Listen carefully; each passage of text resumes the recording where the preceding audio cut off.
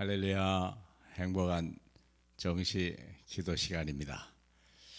정시 기도 시간은 내 자신이 치유되는 시간이 되어야 됩니다. 우리는 육신만 문제라고 생각하지만 육신을 넘어서 우리는 마음과 생각과 삶 자체가 이미 병들었다는 사실을 먼저 알고 시작하셔야 됩니다. 우리 주님도 의인은 없나니 하나도 없다, 그렇게 말씀하셨거든요. 다시 말하면 치유받아라, 그 말이에요. 너는 지금 정상이 아니다. 세상을 살면서 우리는요, 태어날 때부터 문제를 가지고 태어났지만 살아가면서 우리의 문제가 얼마나 심각하다는 걸 가족에서부터 학교에서부터 체험하게 되죠. 그래서 전도자의 숨은 치유를 먼저 해야 됩니다.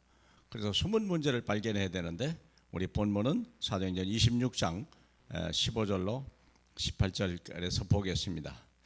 내가 대답하되 주님 누구시니까? 주께서 이르시되 나는 네가 박해하는 예수라. 일어나 너의 발로 서라. 내가 네게 나타난 것은 곧 내가 나를 본 일과 장차 내가 네게 나타날 일에 너로 종과 증인을 삼으려 함이니, 이스라엘과 이방인에게서 내가 너를 구원하여 그들에게 보내어 그들의 눈을 뜨게 하여 어두움에서 빛으로 사탄의 권세에서 하나님께로 돌아오게 하고 죄 사함과 나를 믿어 거룩하게 된 무리 가운데서 기업을 얻게 하려 하리라 하더라. 아멘. 우리는 이만큼 심각합니다. 하나님이 바울을 불러서 이런 사명을 준 거예요. 이미 우리는 눈이 어두워져 있다는 것과 빛을 잃어버린 것입니다. 뿐만 아니라 사탄의 권세에서 우리는 올무에 잡혀버린 거예요. 그래서 하나님을 잃어버린 겁니다. 그리고 우리는 하나님의 말씀을 버린 원죄 속에서 이미 죄인이여 지옥 가기로 멸망받기로 작정된 사람인데, 하나님이 우리를 거기서 거룩하게 구별하여서 하나님 나라를 위해 쓰임받게 하시려고 우리를 부르신 것입니다. 그렇다면 우리가 해야 될 일, 제일 일이 뭐냐면, 우리 교회에 와서 제일 먼저 그리스도를 만나고 할 일이 뭐냐면, 이미 와 있는 12가지 문제를 빨리 발견해야 돼요. 이걸 못하면 실패하는 거예요. 병들었는데 거기다가 좋은 옷을 입히면 뭐합니까? 안 그러겠어요? 내가 지금 병들어 죽겠는데 좋은 집이 무슨 의미가 있겠으며 내가 돈을 번들 무슨 낙이 되겠습니까? 생각해 보세요. 나는 지금 멸망으로 무섭게 쏟아져 내려가는데, 그렇잖아요? 그 세 가지 우리가 문제 속에 있는데, 전체는 12가지입니다. 함정에 빠져 있어요. 창세기 3장, 6장, 11장. 다시 말하면 나 중심, 돈 중심, 성공 중심. 나쁜 건 아닌데 거기에 올인하면 안 되는 거예요. 우리는 거기에 올인하면 안 돼요. 다른 방향을 봐야 돼요. 우리가 그리스도의 복음을 해야 돼요. 올인해야 되거든요. 두 번째는 우리가 틀에 빠졌다는 걸 알아요. 사도행전 13장, 16장, 19장. 우리가 무속과 운명과 뭔가 종교생활 흑암에 잡혀있다는 걸 빨리 인식하셔야 돼요. 빠져나오지 않으면 언제 걸려도 걸리는 거예요. 우리는 올무에 걸렸습니다. 불신자 7가지. 영적 문제, 정신 문제, 육신 문제, 삶의 가정의 문제, 후대의 문제, 내세의 문제. 우리는 이 문제에서 빨리 벗어나야 돼요. 어쩔 수 없다. 이건 뭐 운명이야라고 생각하는 거 있잖아요. 우리가 죽어야 되는 거, 지옥 문제, 여러 가지 재앙의 문제, 이런 문제예요. 이거 하나님은 이걸 해결하려고 하는 것이거든요. 세상에서 상상할 수 없는 것, 이것을 우리는 하나님은 해결하려고 하는 거거든요. 왜 사람이 태어나면 죽습니까? 왜 지옥을 가야 됩니까? 왜 우리는 이렇게 늙어갑니까? 왜 우리는 수많은 문제를 피할 수 없습니까? 그래서 여러분 생각해 보세요. 왜 우리는 그게 날마다 부정적입니까? 그거 해결해야 되거든요. 그걸 치유하라는 거예요. 그래서 문제는 뭐냐? 이걸 해결하지 못하면 내 어린 자녀에게 내 영적 문제가 마음, 생각, 삶 속에 나도 모르게 전도해요. 되게 흔히 하는 말이 그러잖아요. 야, 공부해야지. 네가 공부 못하면 너 밥도 못 먹어. 나쁜 얘기, 좋은 얘기 같은데 아이에게 무서운 올무를 확인시키는 거예요. 올무를.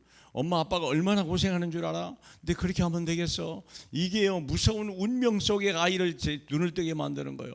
아이들이 어린 아이들이요, 철들 엄마 아빠 돈 걱정하고 몸 걱정하고 이게 뭐 좋은 것 같은데요, 실은요 세상의 눈을 올무에 잡혔다는 걸 그때 눈을 뜨기 시작하는 거거든요.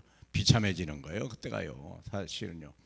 우리가 뭘 생각해야 됩니까? 구원받은 나는, 우리는 문제를 보지 마라. 이제는 더 문제가 아니요. 우리 주님은 다 모든 문제를 해결했다고 하는데 왜 예수 믿는 사람까지들도 문제를 당연하게 생각하고 걱정하는 것을 철들었다고 생각하고 그렇게 생각하십니까? 생각을 바꿔야 돼요. 이 더 이상 문제가 있을 수가 없어요. 문제 와 있다고요? 예, 그 문제는 내가 해결할 일이 아니라 주님이 이미 해결하셨고 성령이 해결하실 문제요. 우리가요 그것을 하나님만 바라보면 우리가 해답을 바라봐라. 예수 그리스도. 우리 십자가의 도가 멸망하는 자에게는 어리석어 보이나 구원을 얻은 우리에게는 하나님의 능력이라고 그랬습니다. 그 능력을 바라봐야지. 왜 죽을 일을 바라봅니까? 죽을 일을 바라보면 죽는 거예요. 어둠의 벽을 바라보면 어두워지는 거예요. 미국의 어떤 교수가 그랬다잖아요. 아이들에게 의대 교수가 그랬다고 하잖아요.